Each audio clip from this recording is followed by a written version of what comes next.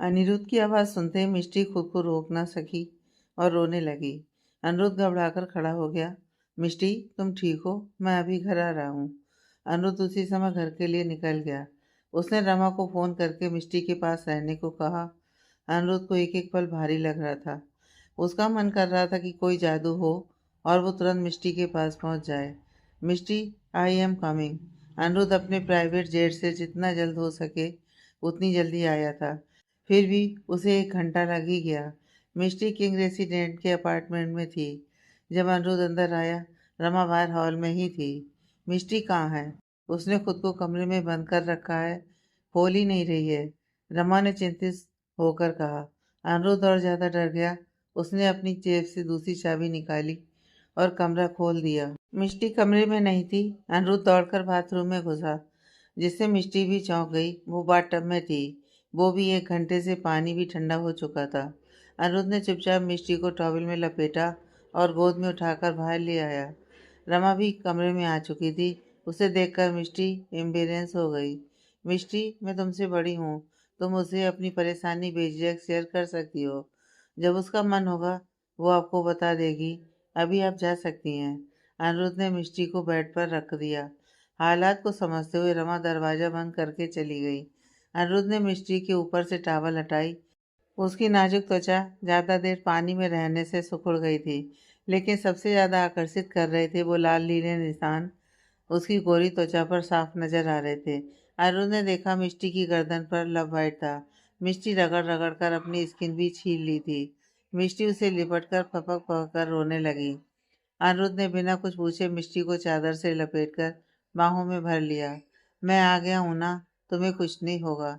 अनिरुद्ध की आवाज़ जितनी शांत थी उतना उसका दिल शांत नहीं था। अनिरुद्ध के हाथ गुस्से में कांप रहे थे, पर वो मिष्टी को डराना नहीं चाहता था। ये सब राजवीर ने किया है, मिष्टी ने सिसकते हुए कहा। अनिरुद्ध एकदम से उठकर जाने लगा। मिष्टी डर गई और उसका हाथ पकड़कर नामे से हिलाया। मुझे छोड़कर मत जाओ। अनिरुद्ध मेडिकल किट लाया और मिष्टी के जख्म पर हल्के हाथ से मरहम लगाने लगा। उसकी आंखें लाल हो रखी थीं। उसने मेरे साथ जबरदस्ती करने की कोशिश की, पर वो कामयाब नहीं हुआ। मैंने उसे बेहोश कर दिया, उसे बहुत मारा भी। मिष्टी ने अनिरुद्ध का हाथ पकड़ लिया। अनिरुद्ध की सांसें जो ऊपर नीचे हो रही थीं, फाइनली शांत हुई। उसने कसकर मिष्टी को बाहों में भींच लिया। मिष्टी ने भी उसे कसकर थाम लिया। अनिरुद्ध ने मिष्टी को नाइट गाउन पहनाया, उसके बाल सुखाए और उसे प्यार से सुला दिया। मिष्टी उसके आगोश में सुकून से सो गई, पर अनिरुद्ध नहीं सोया था। उसकी आंखों में क्रोध की ज्वाला धधक रही थी। सुबह जब राजवीर की आंख खुली, उसे अपने ऊपर कुछ वजन महसूस हुआ। राजवीर चौंक कर बैठ गया और उसके ऊपर से ब्लैंकेट उतर गया। उसके शरीर पर एक भी कपड़ा नहीं था। उसके बराबर में मोना सो रही थी, वो भी बिना कपड़ों के। उसके शरीर पर जगह जगह लव बाइट के निशान थे। राजवीर का दिमाग घूम गया। मोना की भी नींद खुली और सबसे पहले उसे राजवीर का गुस्से से तमतमाया चेहरा नजर आया। मोना की सारी नींद फुर हो गई। वो एकदम से उठ बैठी। राज, कल रात? कल रात क्या? हम दोनों के बीच? No impossible. राजवीर बड़बड़ाया। उसे देखकर लग रहा था कि जैसे उसे बहुत बड़ा सदमा लगा हो। मोना को बहुत दुख हुआ। वो रोने लगी। तभी दरवाजे की घंटी बजी। राजवीर हड़बड़ा उठा और जल्दी जल्दी कपड़े पहनने कोई बार बार डोरबेल बजा रहा था। राजवीर ने जाकर दरवाजा खोला और तड़ाक एक जोरदार चांटे से उसका स्वागत हुआ। राजवीर अभी संभल भी नहीं पाया कि तपन ने उसके मुंह पर मुक्का मारा। राजवीर ने उसका हाथ पकड़ लिया और गुस्से में बिलबिलाया। पागल हो गए हो क्या? पागल मेरा बेटा नहीं, तुम एक नंबर के गिरे हुए इंसान हो। मिस्टर ओबराय भी गुस्से से तमतमाए खड़े थे। साथ में मिसेज ओबराय, राजवीर की माँ बाप सभी थे। पर मैंने क्या किया? राजवीर हैरान सा बोला। क्या किया? नीच इंसान, बता मेरी बेटी कहाँ है? क्या किया तूने उसके साथ? मिसेज ओबराय राजवीर पर झपट पड़ी। मैं क्या करूँगा? आप लोग क्या कह रहे हैं? मेरी तो कुछ समझ में नहीं आ रहा। राजवीर हैरान परेशान खुद को मिसेज ओबराय की मार से बचा रहा था। ज्यादा अनजान बनने की जरूरत नहीं है। तुम्हारी करतूत सबने देख ली है। ये देखो। मिस्टर ओबराय ने फोन लगभग राजवीर के मुंह में घुसेड़ दिया। राजवीर ने जैसी वीडियो देखा वो सन रह गया। वीडियो कल रात का था। वो मोना को जबरदस्ती किस कर रहा था। साफ दिख रहा था। मोना उससे बचने के लिए झटपटा रही थी, पर उसने मोना को कार में धकेल दिया और कार आगे बढ़ गई। पूरी वीडियो में उसका चेहरा नहीं दिख रहा था, क्योंकि वो कैमरे की ओर पीठ करके खड़ा था। लेकिन वही कपड़े, वही घड़ी, वही कार, यहाँ तक कि उस आदमी की लंबाई चौड़ाई बिल्कुल उसकी ट्रू कॉपी थी। ये मैं नहीं हूँ, ये वीडियो झूठी है, राजवीर चिल्लाया। मिस्टर ओबराय ने राजवीर को थप्पड़ जड़ दिया। बास्टर्ड, सामने सबूत देखकर भी अपना गुनाह कबूल नहीं कर रहा। आप चाहे कितना भी मुझे मार लें, मैं बार बार यही कहूँगा, मैंने कुछ नहीं किया, ये सब झूठ है, राजवीर हताशा से भरकर बोला। उसी समय मोना भी कपड़े पहनकर बाहर आ गई। उसने जल्दीबाजी में कपड़े पहने थे, बाल अभी भी बिखरे हुए थे। मोना मेरी बच्ची, तू ठीक है? मिसेस ओबराय मोना को पकड़कर ऊपर से नीचे तक देखने लगी। उसे सही सलामत देखकर उनकी सांस में सांस आई। बता बेटी, इस राजवीर ने तेरे साथ जबरदस्ती की थी ना? उन्होंने राजवीर को घूरते हुए पूछा। मोना ने डरी सहमी नजरों से राजवीर को देखा और नामे से रिला दिया। सब कुछ मेरी मर्जी से हुआ था। मिसेस ओबराय को इतनी ठेस पहुंची कि उनकी आंखों के सामने अंधेरा छा गया। माँ, तपन ने तुरंत उन्हें संभाला। मिस्टर ओबराय मोना के पास आए और इतनी जोर से थप्पड़ मारा कि मोना जमीन पर गिर पड़ी। तुरंत उसका गाल सूजकर लाल हो गया। बेशरम लड़की, तू जन्म होते ही क्यों ना मर गई? मिस्टर ओबराय फट पड़े। मोना अपने गाल पर हाथ रखे बिलखने लगी। राजवीर को भी मोना के हाल पर तरस आ गया। उसने मोना को सहारा देकर उठाया। ये वीडियो अगर लीक हो गई तो दोनों परिवारों की बदनामी होगी। इस बदनामी से बचने का एक ही उपाय है, मोना और राजवीर की शादी, मिस्टर ओबराय ने कड़क आवाज में कहा। राजवीर ने एकदम से मोना को खुद से दूर झटक दिया। हरगिज नहीं, मैंने जब कुछ किया ही नहीं तो मुझे किस बात की सजा मिल रही है? मैं मोना से शादी नहीं कर सकता। मोना के दिल के 1000 टुकड़े हो गए। उससे शादी करना राजवीर के लिए सजा है। और कहते हुए वो एक बार भी नहीं हिचकिचाया। शादी तो करनी होगी।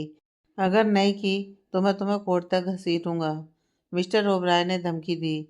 संजय और सोनिया घबरा गए। उन्हें ओबराय खानदान की ताकत का अंदाजा था। अगर राजवीर पर केस हुआ तो उनकी समाज में क्या इज्जत रह जाएगी। राजवीर के चेहरे का रंग उड़ गया। राजवीर, मुझे तुमसे अकेले में बात करनी है। तपन ने अपने पिता को आंखों से शांत रहने का इशारा किया और राजवीर के साथ अंदर चला गया। देखो राजवीर, जो होना था सो हो गया। तुम्हारी मोना से शादी करने में ही सबकी भलाई है। पर तुम जानते हो, मैं उससे प्यार नहीं करता, राजवीर बेबसी से बोला। मालूम है, तपन एकदम शांत लहजे में बोला। राजवीर चौंक गया। और फिर भी तुम, वो तुम्हारी बहन है। बहन है तभी ये फैसला लिया है। शादी के बाद क्या होगा उससे मुझे या ओबराय खानदान को कुछ फर्क नहीं पड़ेगा। लेकिन तुमने शादी नहीं की तो तुम्हें पता है मैं क्या कर सकता हूँ? तुम्हारा जेल जाना तो पक्का है। तुम मुझे धमकी दे रहे हो? भूलो मत, ये सब इलीगल काम हमने मिलकर किए हैं। राजवीर गुर्राया। पर सबूत तुम्हारे खिलाफ ही मिलेंगे। सोच लो, अगर शादी कर ली तो तुम्हारा ही फायदा है। तुम्हें ओबराय खानदान का पूरा सपोर्ट मिलेगा। राजवीर ने आंखें बंद कर ली। कहाँ उसने सोचा था वो अनिरुद्ध को बर्बाद कर देगा। फिर मिष्टी के पास उसके सिवा कोई रास्ता नहीं होगा। वो उसके पास आएगी, उससे भीख मांगेगी, तब वो उसे सजा देगा। पर यहाँ तो सब उल्टा ही हो गया। राजवीर इतना मजबूर हो चुका था कि उसके पास मोना से शादी के अलावा कोई चारा नहीं था। तपन बाहर आया और सबसे कहा, शादी की डेट फिक्स कीजिए। शादी जल्द से जल्द होगी।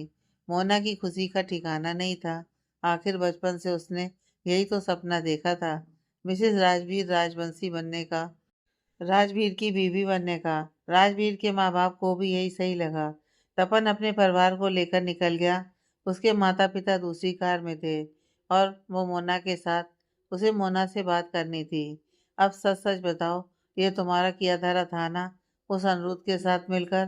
तपन का सवाल सुनकर मोना स्तब्ध रह गई। उसे कभी कभी अपने इस चालाक भाई से बहुत डर लगता था। नहीं, मैंने कुछ नहीं किया, उसने नज़रें झुका ली। तुम दुनिया को उल्लू बना सकती हो, मुझे नहीं। आज तुमने राजवीर के लिए अपने परिवार की इज्जत तार तार कर दी। शादी तो तुम्हारी राजवीर से ही होगी, लेकिन एक बात याद रखना, उसके बाद तुम्हारे साथ जो कुछ हो, अच्छा हो या बुरा, हमसे कोई उम्मीद मत रखना। आज से मेरी सिर्फ एक बहन है, सपना। मोना आंखें फाड़कर तपन को देखने लगी, पर राजवीर से शादी वो नहीं टाल सकती थी। राजवीर उसके लिए सब कुछ था, उसका जुनून, पागलपन, सब उसके लिए। वो सबको छोड़ सकती थी, अपने परिवार को भी। मोना को यह अंदाजा भी ना था कि आने वाले समय में वो कितना पछताने वाली है। उधर जब राजवीर ऑफिस जाने के लिए घर से बाहर निकला, उसके सामने एक ब्लैक कार आकर रुकी। शीशा नीचे हुआ और अनिरुद्ध का हैंडसम चेहरा नजर आया, जिसने गॉगल्स पहन रखे थे। राजवीर का भेजा सटक गया। ये सब तुमने किया है? ये सवाल नहीं, उसे यकीन था ये सब अरुण ने ही किया है। जो तुम्हारा है वही तुम्हें सौंप दिया, और जो तुम्हारा नहीं है उसे छूने की जरूरत की तो ये सिर्फ ट्रेलर था। अनिरुद्ध ने एक डेंजरस स्माइल दी और गाड़ी स्टार्ट कर निकल गया। रुक, सामने आ। राजवीर हवा में हाथ पैर मारकर रह गया। जब ड्राइवर गाड़ी लेकर आया, उसने राजवीर को हवा में हाथ पैर मारते गाली देते देखा तो उसके दिमाग में एक ही ख्याल आया, लगता है साहब अपना मानसिक संतुलन खो बैठे। अगले कुछ दिनों तक राजवंशी कंपनी में तूफान आ रहा था। कारण राजवीर का भयंकर मूड। बात बात पर वो बिफर पड़ता। 24 घंटे नॉन स्टॉप काम करना, न खुद आराम करना, न औरों को करने देना। वो रुकना नहीं चाहता था, क्योंकि एक पल भी वो रुकता तो उसके दिलो दिमाग में एक असहनीय पीड़ा उठती, जिसे वो किसी के साथ नहीं बांट सकता था। आखिर 5 दिन बाद ऑफिस से निकलकर उसने ड्राइवर को छुट्टी दे दी और खुद ड्राइव करके बार में पहुंच गया। शराब पर शराब पीकर वो नशे में धुत हो गया। फिर उसके दिमाग में उसकी तस्वीरें घूमने लगीं। उसकी हंसी, उसका हसीन चेहरा, उसकी तीखी बातें, उसकी मदहोश करने वाली खुशबू, उसके रेशमी बाल, उसकी हर एक अदा उसके दिल में ऐसी बसी थी कि वो खुद को उसकी गिरफ्त से आज़ाद नहीं कर पा रहा था। बार काउंटर पर बैठा वो सामने स्टेज पर डांस कर रहे कपल्स को देख रहा था। लाउड म्यूजिक चालू था। कुछ लड़कियों ने उससे बात करने की भी कोशिश की, पर उसका दिल तो जैसे खाली था। कुछ था जिसकी कमी उसे बेहद अकर रही थी, जैसे उसके दिल का एक हिस्सा ही निकाल दिया हो। राजवीर को वो दिन याद आया जब मिष्टी उसके आगोश में थी, कैसे कैद हुई हिरनी की तरह छूटने के लिए मचल रही थी। राजवीर ने हवा में हाथ उठाया, जैसे वो उसके सामने खड़ी हो।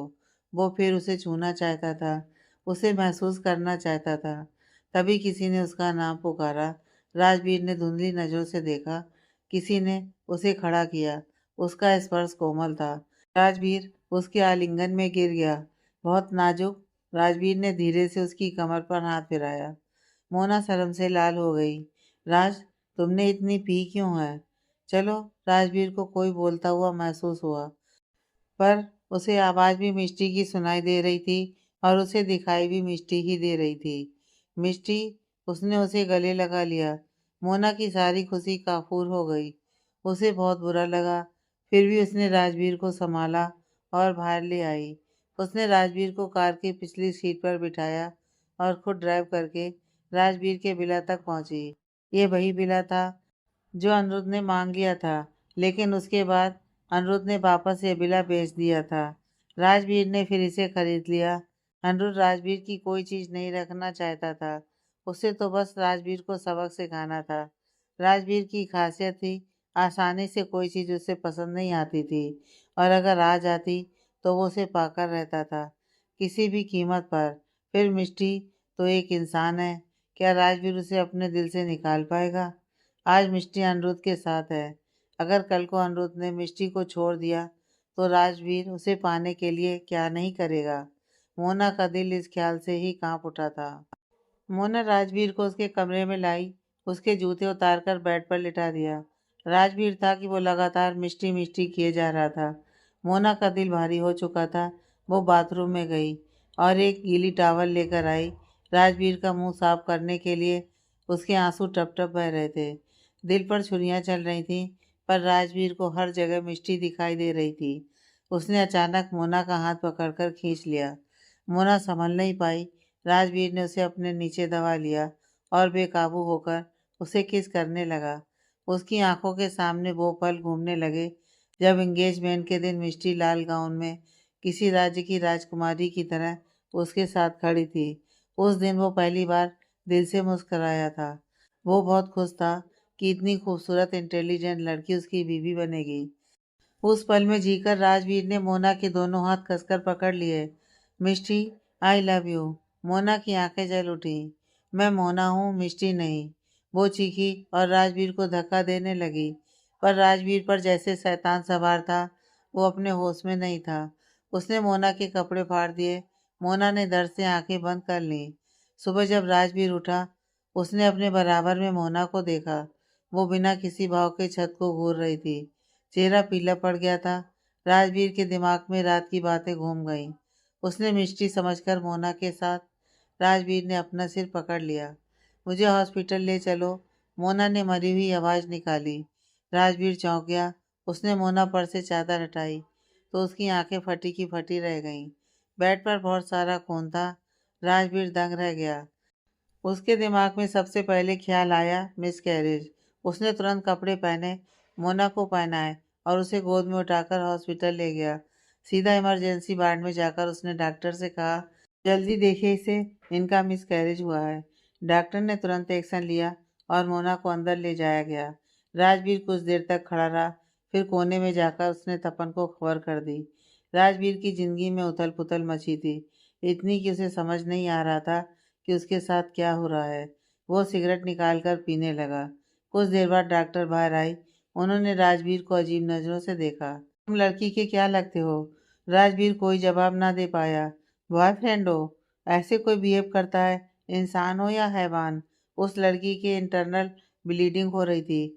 डॉक्टर राजवीर को ऐसे देख रही थी जैसे वो क्रिमिनल हो, और राजवीर के मुंह से एक शब्द न फूटा। वो तो बस मूर्ति की तरह खड़ा था। मोना को दूसरे वार्ड में शिफ्ट कर दिया गया। वो धीरे से उठकर बैठी। अभी भी उसे बहुत दर्द हो रहा था। वहाँ टाँके भी लगे थे। तभी जोर से दरवाज़ा खुला और तपन बड़े खौफनाक एक्सप्रेशन के साथ अंदर आया। उसने अपने हाथ में पकड़ी रिपोर्ट मोना के मुंह पर दे मारी। मोना ने धीरे से रिपोर्ट उठाई और देखा। वो उसकी मेडिकल रिपोर्ट थी, जिसमें लिखा था ज़्यादा जोर ज़बरदस्ती के कारण उसका हाइमन फट गया था, जहाँ से इंटरनल ब्लीडिंग हो रही थी। मोना का चेहरा सफ़ेद पड़ गया।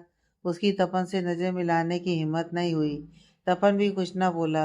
राजवीर, तपन और मोना तीनों में अजीब सी खामोशी छाई हुई थी।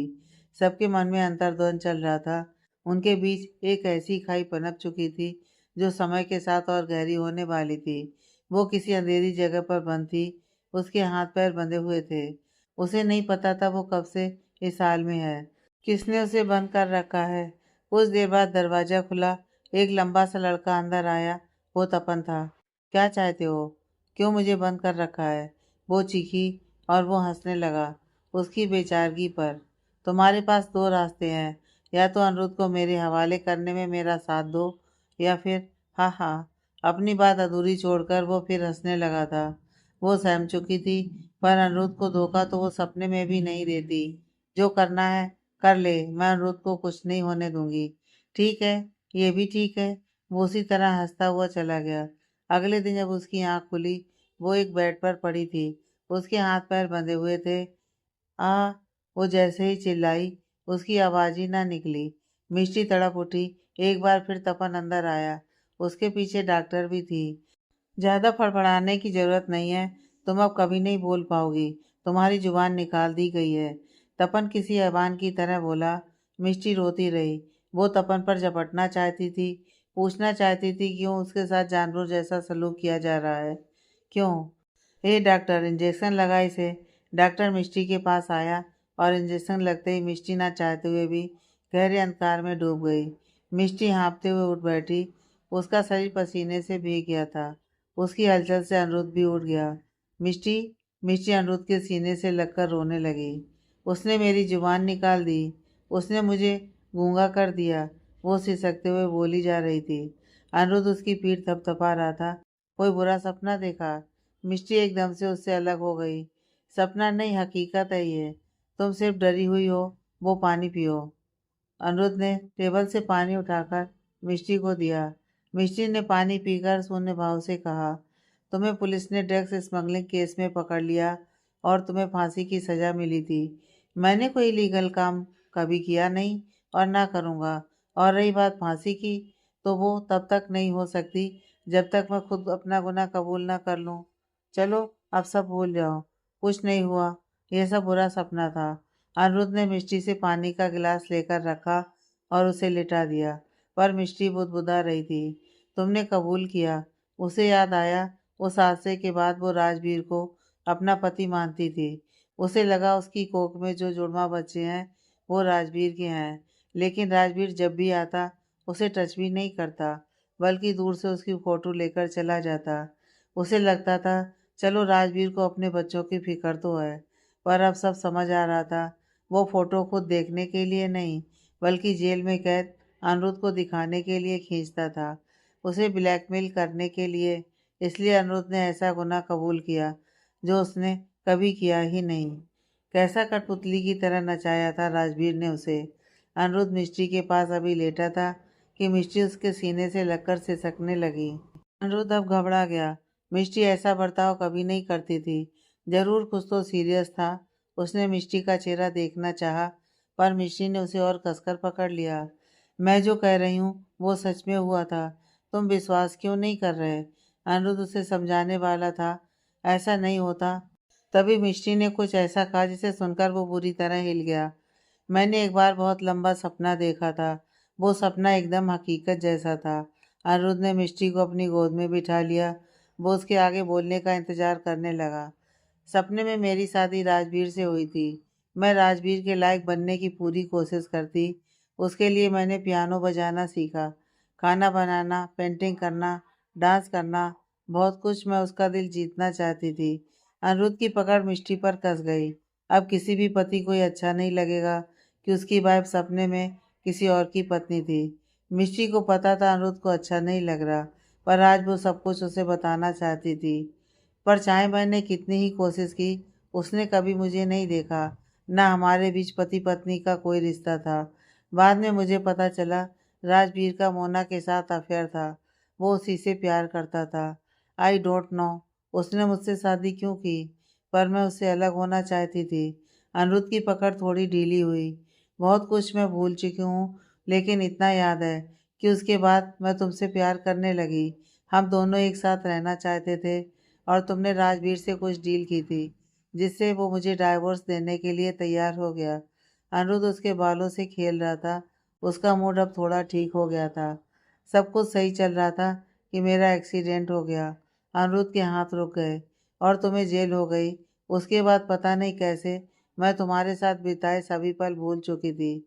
मुझे सिर्फ इतना याद था कि राजवीर मेरा पति है। मैं सिर्फ उससे प्यार करती हूँ। मेरी जुबान भी निकाल दी गई थी। मुझे पूरा यकीन है मेरे एक्सीडेंट के समय तपन ने ही मेरे साथ ये सब किया। उसने मुझे हिप्नोटाइज किया जिससे मैं तुम्हारी यादें भूल जाऊं। स्टॉप इट, अनिरुद्ध उस पर पकड़ कसते हुए बोला।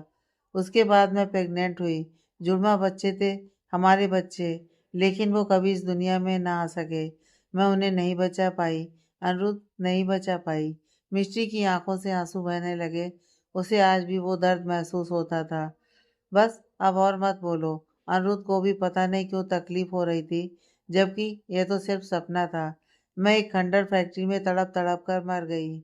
बस मिस्टी, अनिरुद्ध ने उसके मुंह पर हाथ रख दिया। मेरे होते हुए तुम्हारे ऊपर कोई मुसीबत नहीं आ सकती। मरना तो बहुत दूर की बात है। अनिरुद्ध ने मिस्टी का चेहरा अपने हाथों में भर लिया। तुम मर चुके थे, मर चुके थे तुम मेरी वजह से। मिस्ट्री चीखते हुए उससे दूर हो गई। उसकी अनिरुद्ध से नजरें मिलाने की हिम्मत भी नहीं थी। एक अपराधी की तरह वो नजरें झुकाए खड़ी थी। तुम्हारे मरने के बाद भी लोग तुम्हें देशद्रोही धोखेबाज कहते थे। मैंने तुम्हारी जिंदगी बर्बाद कर दी। अनिरुद्ध, मुसीबतों के अलावा मैंने तुम्हें कुछ नहीं दिया। शायद मैं तुम्हारी जिंदगी में ना होती तो तुम सेफ होते, खुश होते। मैं तुम्हारे लायक नहीं हूँ। I am sorry. मिष्टी घुटनों के बल गिर पड़ी। अपना चेहरा हाथों से छिपाए वो सिसक रही थी। अनिरुद्ध ने उसे तुरंत अपने आगोश में ले लिया और उसके आंसू साफ करने लगा। डोंट बी सीरियस, यह सिर्फ सपना था। 77-40। मिष्टी के मुंह से कोड सुनकर अनिरुद्ध भौचक्का रह गया।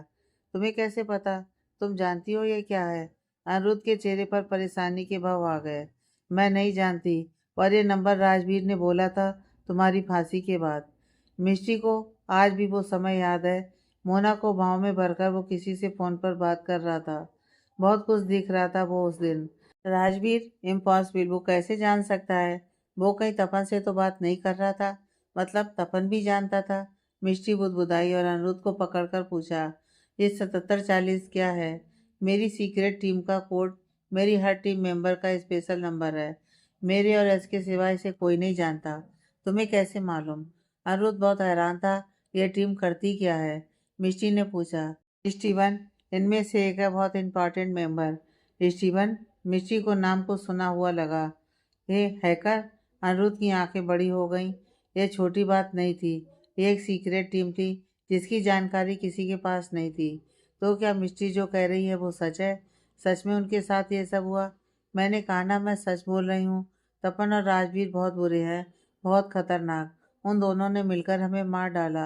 अनिरुद्ध, तुम्हें मुझ पर गुस्सा नहीं आता? मेरी वजह से ही तुम भी फंस गए। मिष्टी का सर नीचा हो गया। अनिरुद्ध ने उसका खूबसूरत चेहरा ऊपर उठाया और उसकी नीली आंखों में देखते हुए कहा, मेरा सिर्फ एक सवाल है, क्या तुम कभी मुझे धोखा दोगी? कभी नहीं। मैं तुमसे प्यार करती हूँ। तुम ही मेरे सब कुछ हो। मिष्टी ने बिना किसी संकोच के जवाब दिया। जिसे सुनकर अनिरुद्ध के होठों पर मुस्कान आ गई। बस मेरे लिए इतना ही काफी है। तुम मांगोगी तो तुम्हें अपनी जान भी दे दूंगा। अनिरुद्ध के हाथ मिष्टी की कमर पर थे। उसकी आंखों में बेइंतहा प्यार था। मैं नहीं जानता वो सपना है या सच, पर मुझे कोई पछतावा नहीं है। तुम्हारे बिना मैं सच में मर जाऊंगा। मिष्टी के रुके हुए आंसू फिर बहने लगे। मुझ में कुछ भी अच्छा नहीं है। मेरे लिए तुमसे अच्छा कोई नहीं है। अनिरुद्ध ने उसे गोद में उठाकर बेड पर लिटा दिया और खुद उसके ऊपर आ गया।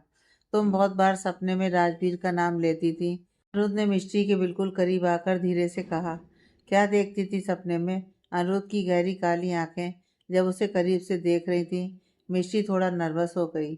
सपने में वो तुम्हारा पति था तो तुम वो सब? अनिरुद्ध मुस्कुरा रहा था, पर उसकी मुस्कुराहट में जलन साफ दिख रही थी। नहीं, वो नहीं था। मिष्टी ने तुरंत जवाब दिया। वो हमेशा से तुम ही थे। उसे लगा अनिरुद्ध खुश हो जाएगा, लेकिन अनिरुद्ध ने मिष्टी को आंखें छोटी करके घूरा। तो तुमने उसे वो क्यों समझ लिया? हाँ? अनिरुद्ध की पकड़ उसके हाथों पर इतनी तेज हो गई कि मिष्टी की आह निकल गई। अनिरुद्ध गुस्से में उठकर जाने लगा। मिष्टी ने उसका हाथ पकड़ लिया। यहाँ आओ। अनिरुद्ध ने मिष्टी को देखा, पर हिला नहीं। मिष्टी ने उसका हाथ खींचा। आओ ना। अनिरुद्ध वापस उसके ऊपर आ गया, पर अभी भी उसे गुस्से में घूर रहा था। मिष्टी ने उसके गले में बाहें लपेट दी। मैंने उस तरह का सपना सिर्फ तुम्हारे साथ देखा है, सच्ची। अनिरुद्ध ने जोर से दोनों हाथ बेड पर दबा दिए। मैं था, मतलब सिर्फ मैं था। तुम मुझे राजवीर कैसे समझ सकती हो? वो गलती हो गई, पर राजवीर तुम्हारे सामने कुछ भी नहीं है। मिष्टी ने मक्खन लगाया। तुम्हें कैसे पता कि वो मेरे सामने कुछ भी नहीं है? अनिरुद्ध ने उसकी गर्दन पर किस करना शुरू कर दिया। मेरा वो मतलब नहीं था। तो क्या मतलब था? अनिरुद्ध ने उसे बाइट कर लिया। वो हर चीज में तुमसे कम है। ना वो तुम्हारे जितना हैंडसम है, न तुम्हारे जितना होशियार है। हमेशा अपनी नाक ऊंची करके घूमता है। उसे लगता है दुनिया उसके चारों ओर घूमती है। मिष्टी एक सांस में बोल गई। बदले में अनिरुद्ध उसकी कमर पर चिकोटी काट ली। बहुत अच्छे से जानती हो उसे, हाँ? अब अनिरुद्ध जानबूझकर उसे परेशान कर रहा था। मिष्टी के गुस्से में फूले गाल देखकर उसे बड़ा मजा आ रहा था। तुम ना गुस्सा ही ठीक थे। जाओ, मुझे तुमसे बात नहीं करनी। हूँ? मिष्टी ने अनिरुद्ध के लात मारी और मुंह फेर कर लेट गई। अनिरुद्ध हंसा और ब्लैंकेट खींचकर मिष्टी को दबोच लिया। जब मिष्टी उठी, उसने देखा वो अनिरुद्ध के ऊपर सो रही है। वो बाथरूम जाने के लिए उठी कि अनिरुद्ध ने उसे वापस खींच लिया। मिष्टी की आंखें नींद से भारी हो रही थीं। वो वापस अनिरुद्ध के ऊपर सो गई। अनिरुद्ध मिष्टी की हरकत पर मुस्कुरा दिया। अनिरुद्ध ने देखा सुबह के 11 बज रहे थे। इससे पहले वो हमेशा सुबह 6 बजे नियम से उठ जाता था, पर जब से मिष्टी से शादी हुई है, वो भी थोड़ा आलसी हो गया था। अनिरुद्ध भी मिष्टी को पकड़े सो गया। 10 मिनट बाद मिष्टी की फिर से आँख खुली। बिना अनिरुद्ध को देखे वो जोम्बी की तरह बाथरूम में घुस गई। अनिरुद्ध जी देखते रह गए। जब मिष्टी नहाकर आई, अनिरुद्ध बेड पर नहीं था। नीचे किचन से आवाज आ रही थी। मिष्टी मुस्कुराई। तभी उसे मैसेज आया, जिसे देखते ही वो उछल पड़ी। अनिरुद्ध। अनिरुद्ध किचन में ब्रेकफास्ट बना रहा था कि उसे मिष्टी की चीख सुनाई दी। अनिरुद्ध घबराकर मुड़ा कि मिष्टी दौड़ते हुए आई और उसके ऊपर कूद गई। अनिरुद्ध ने तुरंत उसे पकड़ लिया। मेरा सिलेक्शन हो गया। मिष्टी ने जोर से उसके होठों को चूम लिया। किस चीज में? अनिरुद्ध ने उसे नीचे उतारा। स्टिकिंग बाइंड फिल्म में मुझे सेकंड फीमेल लीड का रोल मिला है। तुम्हें पता है फर्स्ट फीमेल लीड कौन है? जूली, मेरी फेवरेट एक्ट्रेस। तुम्हें पता है उन्होंने लगातार 3 बार बेस्ट एक्ट्रेस अवार्ड जीता है। आई एम सो एक्साइटेड, मिष्टी उछलते हुए बोली। अनिरुद्ध भी उसकी खुशी में खुश था। मिष्टी के दिमाग में कुछ आया और उसने अनिरुद्ध को उंगली दिखाई। कहीं तुमने तो रोल नहीं दिलाया? नहीं, वैसे दिला भी देता तो इसमें गलत क्या है?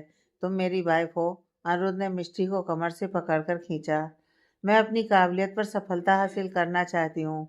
मिष्टी को अतीत की कुछ बातें याद आ गईं। तुम खुशी की स्टंट डबल हो, यही तुम्हारे लिए बहुत बड़ी बात है। तुम और एक्ट्रेस पता भी है एक्टिंग कैसे करते हैं। 1,000 और मिलेंगे अगली फिल्म में भी। तुम स्टंट डबल बनना। शुक्र मनाओ इसका भी तुम्हें मौका मिल रहा है, नहीं तो तुम एक्टिंग इंडस्ट्री में कदम रखने के लायक नहीं हो। अनिरुद्ध ने मिष्टी का माथा चूम लिया। तुम अपने सपनों को पूरा करो, मैं हर कदम पर तुम्हारे साथ हूँ। मिष्टी का चेहरा खिल उठा। उसने अनिरुद्ध को टाइट वाली झप्पी दी। Thank you so much. Aniruddh मुंह बनाकर कुछ बोलने वाला था कि मिष्टी पहले ही बोल पड़ी। इतना रूखा सूखा थैंक यू नहीं ना। आज मैं अपने हाथों से तुम्हारे लिए लंच बनाऊंगी। अनिरुद्ध हंसने लगा। तुम खाना बनाओगी?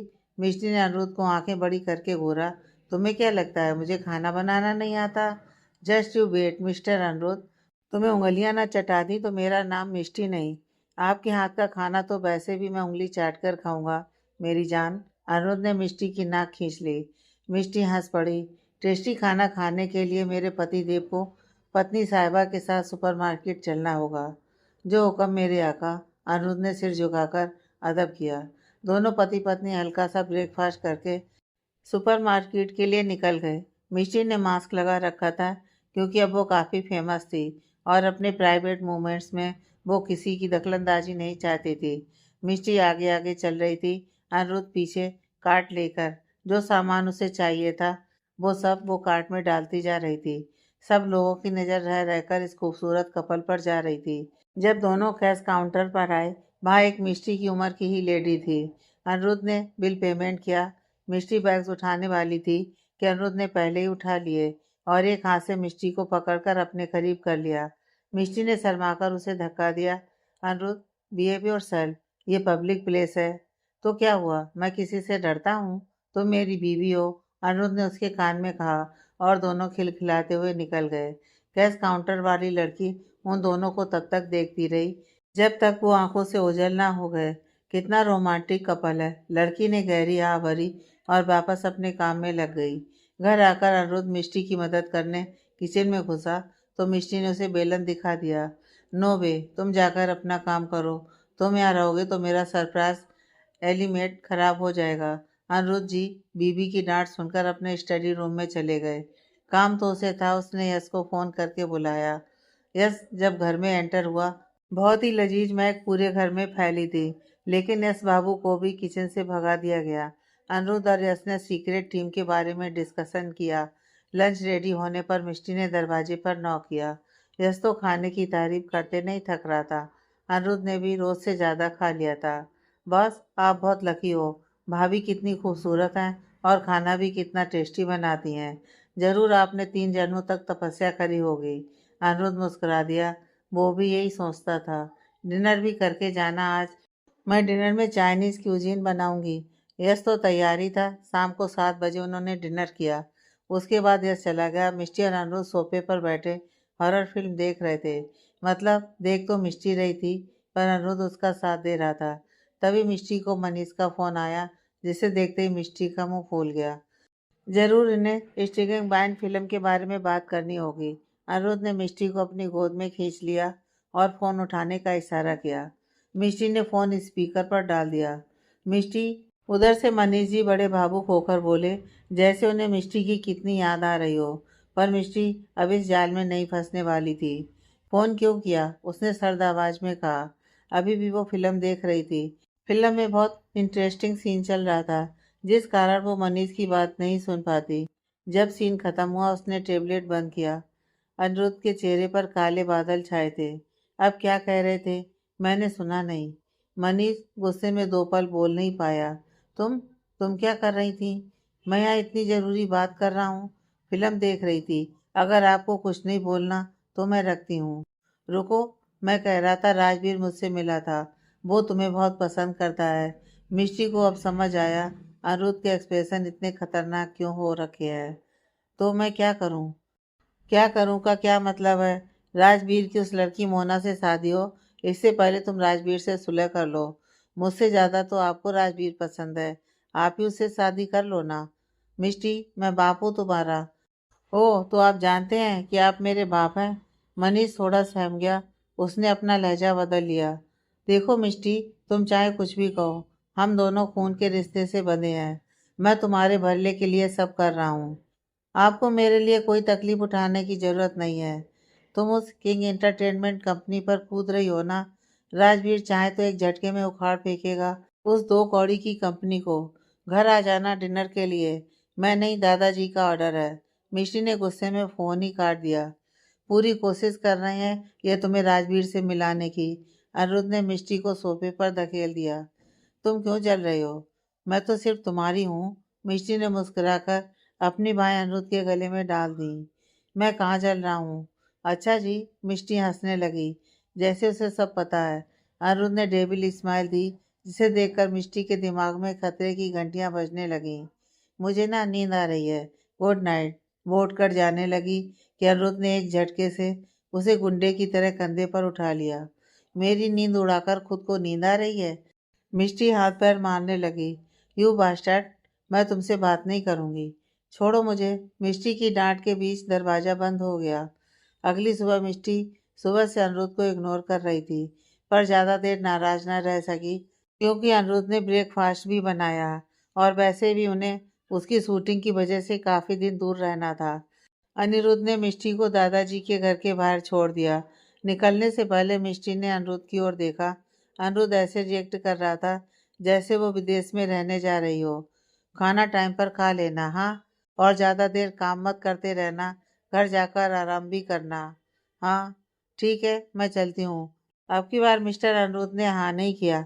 मिष्टी ने उसे देखा तो उसने अपने होठों पर उंगली रख ली। तुम भी ना। मिष्टी ने मुंह बनाया, लेकिन उसे किस कर लिया। अनिरुद्ध ने उसका सिर पकड़कर एक डीप किस के बाद ही उसे छोड़ा। मिष्टी ने अपने होंठ रगड़े तो उसकी उंगलियों पर लिपस्टिक का रंग आ गया। मिष्टी के दिमाग में शैतानी आइडिया आया। इधर आओ। मिष्टी ने उंगली से पास आने का इशारा किया। अनिरुद्ध जी बड़े खुश तुरंत आगे आ गए। मिष्टी ने अनिरुद्ध की वाइट शर्ट के कॉलर पर किस कर लिया, जहाँ तुरंत रेड किस मार्क छप गया। मिष्टी मुस्कुराकर निकल गई। मिष्टी को घर के अंदर जाता देख अनिरुद्ध भी ऑफिस के लिए निकल गया। रास्ते भर वो बार बार अपने कॉलर को देखकर बड़ा खुश हो रहा था। अनिरुद्ध अपनी कंपनी के एलिवेटर में था, जहाँ कुछ एम्प्लॉयज भी थे जिन्होंने अनिरुद्ध को देखकर ग्रीट किया। Good morning CEO. उन्हें उम्मीद थी कि कोल्ड पर्सनालिटी के मालिक अनिरुद्ध उसकी ग्रीट का कोई जवाब नहीं देगा, पर आज अनिरुद्ध ने सिर हिलाकर अभिवादन स्वीकार कर लिया। सबने दो तीन बार और अनिरुद्ध को देखा। आज सूरज पश्चिम से निकला है क्या? तभी उनकी नज़र अनिरुद्ध के कॉलर पर गई। सबकी आंखें बड़ी हो गईं। अनिरुद्ध के निकलते ही सब फुसुर फुसुर करने लगे। तुमने देखा बॉस के कॉलर पर किस मार्क? हाँ, हमें तो लगता था बॉस का असिस्टेंट यश के साथ चक्कर है, पर यहाँ तो माजरा कुछ और ही निकला। लगता तो मुझे भी यही था। हर समय बॉस असिस्टेंट यश के साथ ही रहते हैं। मिष्टी दादाजी से मिलकर गिफ्ट खरीदने मॉल चली गई। आज मनीष का बर्थडे था और दादाजी का ऑर्डर था कि वो वहाँ खाना खाने जाए, इसलिए वो मना नहीं कर पाई। मिष्टी ने मनीष के लिए एक रिंग खरीदी, जिसकी कीमत 1 लाख थी। तभी उसकी नज़र एक ओलिव ग्रीन 3 पीस सूट पर गई। ओलिव ग्रीन कलर से उसमें मिलिट्री एलिमेंट था, वहीं वो फैशनेबल भी था। मिष्टी को तुरंत अनिरुद्ध के लिए पसंद आ गया। उसने वो सूट खरीद लिया। उसकी कीमत सुन मिष्टी हैरान रह गई। 3 लाख? इतना महंगा? मिष्टी हैरानी से बोली। उसे पैसे खर्च करने में कोई परेशानी नहीं थी, वो सिर्फ प्राइस जानकर हैरान थी। मैम, एक्सक्लूसिव पीस है।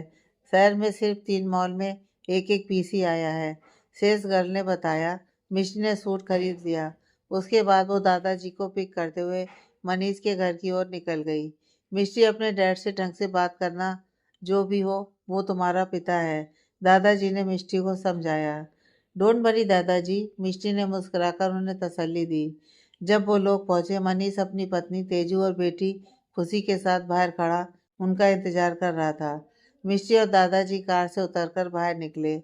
वाह मिष्टी, तू डैड के लिए इतना बड़ा गिफ्ट लाई है। मिष्टी चौंक उठी। उसने पीछे देखा। खुशी पता नहीं कब कार की पिछली सीट पर रखे गिफ्ट बॉक्स को उठाकर देखने लगी थी। यह अनिरुद्ध का गिफ्ट था। मिष्टी को बहुत गुस्सा आया। उसने तुरंत जाकर खुशी से गिफ्ट छीनना चाहा। वापस दो इसे। खुशी गिफ्ट को लेकर पीछे हट गई। अब तो उसे गिफ्ट को खोलकर देखना ही था। इतना गुस्सा क्यों कर रही है? यह गिफ्ट वैसे भी डैड के लिए है।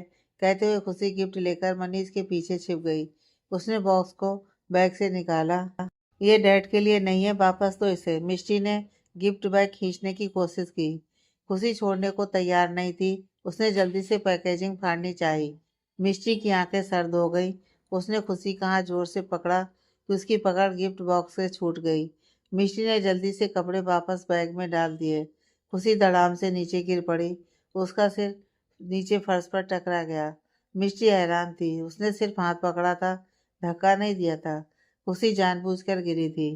खुशी मनीष खुशी के पास दौड़ा। खुशी कुछ बोल नहीं रही थी। मनीष की मदद से वो उठकर बैठी और अचानक से गला फाड़कर रोने लगी। हाय मेरी बच्ची। तेजू ने खुशी के सिर पर हाथ रखकर मिष्टी को घूरा। बदतमीज लड़की, आज तेरे डैडी का बर्थडे है। आज के दिन भी तुझे चैन से नहीं रहा गया। मेरी बेटी का सिर ही फोड़ दिया। तेजू चीखने लगी। मनीष गुस्से में मिष्टी के पास लंबे डग भरता हुआ आया और मिष्टी पर हाथ उठा दिया। मिष्टी ने ठंडी आंखों से मनीष के उठे हुए हाथ को देखा।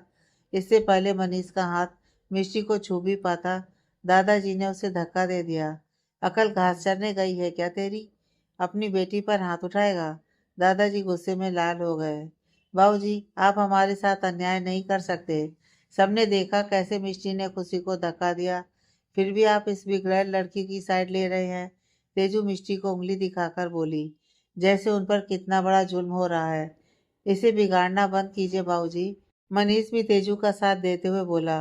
तेजू ने खुशी को उठाया और मिष्टी को घूर कर देखा। हमारे सामने इस लड़की की इतनी हिम्मत! हमारे पीछे पता नहीं हमारी बेटी के साथ क्या क्या कर सकती है।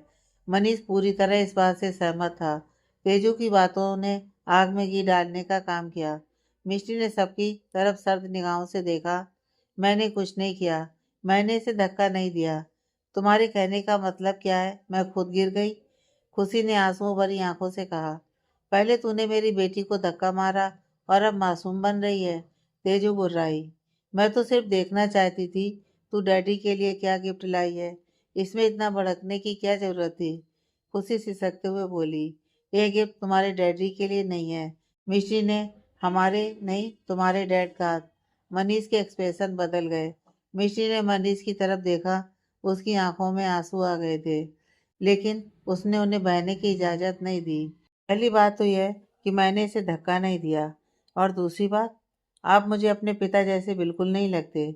मुझे जन्म देकर इस दुनिया में लाने के सिवा आपने मेरे लिए कुछ नहीं किया है। आपकी सिर्फ एक बेटी है खुशी। फिर ऐसा रिश्ता निभाने का क्या मतलब? यह रिश्ता सिर्फ एक बोझ है, आपके लिए भी और मेरे लिए भी। मिष्टी का गला रुंध गया। तेजू और खुशी ने खुश होकर एक दूसरे को देखा। क्या मिष्टी इस घर से सारे रिश्ते तोड़ रही है? मनीष के दिल को धक्का लगा। मिष्टी अपनी कार की तरफ गई। उसने संभाल कर अनिरुद्ध का गिफ्ट रखा और मनीष का गिफ्ट बॉक्स निकालकर उसके सामने आई। यह है आपका gift. Happy birthday mister Rathore. क्या मिस्टर राठौर? मैं तुम्हारा बाप हूँ। मनीष गुस्से में चिल्लाया। उसे दुख भी हो रहा था। दादाजी भी हैरान रह गए। मिष्टी, ये क्या कर रही हो? दिमाग से काम लो। इसके दिमाग में तो भूसा भरा है, लेकिन मुझे यकीन है तुमने कुछ नहीं किया। थैंक यू दादाजी, मुझ पर भरोसा करने के लिए। दादाजी मनीष पर फट पड़े। बेवकूफ़, तुझे इतनी भी अकल नहीं है कि कौन तेरी सगी बेटी है और कौन पराई। मनीष को जैसे झटका लगा। खुशी उसकी सगी बेटी नहीं थी, लेकिन तेजू की वजह से उसने मिष्टी से ज़्यादा खुशी को ही समझा था। तेजू तो गुस्से में लाल पीली हो गई। बाबूजी, ये आप क्या कह रहे हैं? खुशी मनीष की बेटी है। खुशी ने अपने डैडी के लिए बर्थडे केक भी बनाया। सुबह से सारी तैयारियां की। और इस मिष्टी ने क्या किया? मनीष के लिए ऊपर से आते ही तमाशा बना दिया। बोलते बोलते तेजू रोने लगी। आपको अपने बेटे के लिए बुरा नहीं लगता, लेकिन मुझे लगता है। ऐसा कौन सा पाप किया मनीष ने कि उसे मिष्टी जैसी औलाद मिली है? मिष्टी ने अपनी पलकें झपकाई। उसके लिए अपने आंसू रोकना मुश्किल हो रहा था। दिल पर जैसे पत्थर रखा था। मुझे नहीं लगता मेरी यहाँ कोई ज़रूरत है। मैं चलती हूँ। मिष्टी अपनी कार में बैठ गई। दादाजी कार के सामने खड़े हो गए। मिष्टी, अब तुम अपने दादाजी की बात नहीं सुनोगी? दादाजी ने दरवाजा खोलकर मिष्टी को निकाला और घर के अंदर ले गए। तुम्हें मेरी कसम, चलो अंदर। मनीष भी उनके पीछे चला गया। फिलहाल के लिए वो तेजू और खुशी को भूल चुका था। मिष्टी को घर के अंदर जाता देख खुशी पैर पटकने लगी। चुड़ैल कहीं की, पता नहीं बुड्ढे को ये चुड़ैल ही क्यों नजर आती है। और भी पोतियां हैं इसकी, लेकिन नहीं, जब देखो मिष्टी मिष्टी मिष्टी। ठीक है, अब जाकर अपना हुलिया सुधारो। थोड़ी देर में राजवीर आने वाला है। भले ही उसकी नज़र सिर्फ मिष्टी पर है, लेकिन तुम्हें भी उसे कम नहीं लगना है। राजवीर कैसे मिष्टी के ऊपर दीवाना है, सोचकर खुशी के तन बदन में आग लग गई। पता नहीं कौन सा जादू करती है सब पर, जो देखो इस पर लट्टू हो रखा है। तेजू ने उसका माथा ठोका। गलती किसकी है? तू क्यों नहीं रिझा पाती किसी को? एक उस मिष्टी को देख, जिसे चाहे उसे अपनी उंगलियों पर नचाती है। मम, बस बस, अब मेरी बात ध्यान से सुन। मैंने पता किया है, स्टिकिंग बाइंड फिल्म में 1 महीने की ट्रेनिंग होगी और ट्रेनिंग स्विफ्ट ईगल टीम देगी और उसका चीफ अनिरुद्ध है। वो जरूर वहाँ आएगा। अब तू कैसे इस मौके का फायदा उठाती है, वो तेरे हाथ में है। समझ रही है ना? अनिरुद्ध का हैंडसम एंड कोल्ड चेहरा और उसका सुपर मॉडल जैसा फिगर याद करके खुशी की आंखें चमक उठी। डोंट वरी मॉम, उसे तो मैं अपना बनाकर रहूंगी। मिष्टी का अभी भी इस घर में एक कमरा था, सेकंड फ्लोर पर। मिष्टी अंदर आई। आज भी सब वैसा था जैसे पहले हुआ करता था, लेकिन बदल गई थी वो। पिछली जिंदगी में उसे इस घर से बहुत लगाव, बहुत प्यार था। कारण था उसके डैड यहाँ रहते थे और वो उनसे बहुत प्यार करती थी, लेकिन अब नहीं। अब उसे इस जगह से कोई लगाव नहीं था। उसके लिए जगह पराई थी। मिष्टी बेड पर बैठी। कमरे का सारा फर्नीचर साफ सुथरा था, जैसा वो छोड़कर गई थी। उसके कमरे में एक बड़ी सी खिड़की थी, जो गार्डन में खुलती थी। मिष्टी ने बाहर देखा। मौसम ठंडा था और नीचे हरी घास पर धूप की रोशनी पड़ रही थी। मिष्टी अपनी पुरानी यादों में खोई थी कि दरवाजे पर दस्तक हुई। मिष्टी ने खोला तो घर की मेड थी। मेड ने अपने हाथ में पकड़ा पैकेट उसकी तरफ बढ़ाया। मैडम, यह साहब ने आपके लिए भेजा है। मिष्टी ने पैकेट लेकर खोला। उसमें ड्रेस थी, पिंक कलर की, ऑफ शोल्डर नी लेंथ ड्रेस। साहब ने कहा है आप ये ड्रेस पहन लीजिए और अच्छे से तैयार होकर जाइए। एक इम्पोर्टेंट मेहमान आने वाले हैं। मेहमान? कौन आने वाला है? मुझे नहीं पता मैडम। ठीक है, तुम जाओ। मिष्टी ने दरवाज़ा बंद कर लिया और शीशे के सामने आकर खुद को देखा। उसने लूज रेड टॉप और ढीली सी वाइट पैंट्स पहनी थी। बाल खुले हुए थे, जो उसकी कमर पर बिखरे हुए थे। वो ब्यूटीफुल एंड स्टाइलिश लग रही थी। मिशी ने टेढ़ी मुस्कान के साथ ड्रेस को बेड पर रख दिया। नीचे लिविंग रूम में मनीष दादाजी को खुश करने की कोशिश में लगा हुआ था। उसने दादाजी को चाय का कप दिया। बाबूजी चाय। दादाजी ने हूँ करा और कप ले लिया। दिन पर दिन बेअकल होता जा रहा है। तूने मिष्टी पर हाथ उठाया। तेरी हिम्मत कैसे हुई? घर की बेटी घर की लक्ष्मी होती है। खुशी को उस हालत में देख मुझे गुस्सा आ गया। उस बेचारी के सिर में घूमड़ पड़ गया। मनीष अपना बचाव करते हुए बोला, नालायक, तुझे कुछ भी समझ आता है? मिष्टी ने उसे धक्का नहीं दिया था, वो खुद गिरी थी। दादाजी ने मनीष के पैरों पर लाठी मार दी। मनीष उछल पड़ा। बाबूजी बस भी कीजिए, आप तो मेरी खुशी के पीछे ही पड़ गए। तेजू तुनक कर आई। तुम चुप रहो, हम मर्द बात कर रहे हैं ना। मनीष ने फटकार लगाई, लेकिन तेजू चुप नहीं हुई, बल्कि उसका मुंह फूल गया। हाँ हाँ, मैं और मेरी बेटी तो सबको बुरे लगते हैं। एक तो बेचारी का सिर फूट गया, ऊपर से सब उसे ही दोष दे रहे हैं। तुम्हें शर्म नहीं आती इतना झूठ बोलने में? मैंने अपनी आंखों से देखा था खुशी को खुद गिरते हुए। यही संस्कार दिए हैं तुमने उसे, झूठ बोलकर दूसरों को बुरा बना दो। दादाजी ने लाठी बजाई। मनीष ने प्यार से तेजू के हाथ पर हाथ रखा। हम बाद में बात करेंगे, तुम तैयारियां देखो, राजवीर आता ही होगा। तेजू ने एक नज़र मनीष को घूरा, हाथ झटका और फुफकारते हुए चली गई। दादाजी और गुस्सा हो गए। इस औरत ने तेरी बुद्धि हर ली है। बाबूजी, अब डांट तो दिया मैंने उसे, और क्या करूं? दादाजी ने मुंह फेर लिया। तभी मेड आकर बोली, साहब राजवीर जी आ गए हैं। मनीष को सोकर उठा और तेजू के साथ राजवीर को रिसीव करने चला गया। आधे घंटे बाद मेड ने मिष्टी को खाने के लिए बुलाया। मिष्टी नीचे आई। उसने देखा लिविंग रूम में राजवीर बैठा है। मिष्टी की बहुएं तन गईं। कितना बेशरम है ये। इतना सब करने के बाद भी इसकी हिम्मत कैसे हुई मेरे सामने आने की। मिष्टी, तुमने कपड़े क्यों नहीं बदले? मैंने भिजवाए थे ना। मनीष मिष्टी को उन्हीं कपड़ों में देखकर नाखुश हो गया। वो ड्रेस बड़ी थी मुझे, मिष्टी ने नीचे उतरते हुए कहा। मनीष चुप हो गया। वो ड्रेस खुशी की थी। राजवीर ने इतने दिनों बाद मिष्टी को देखा था। उसकी तो नजर मिष्टी पर ही जम गई। वो और भी ज्यादा खूबसूरत लग रही थी।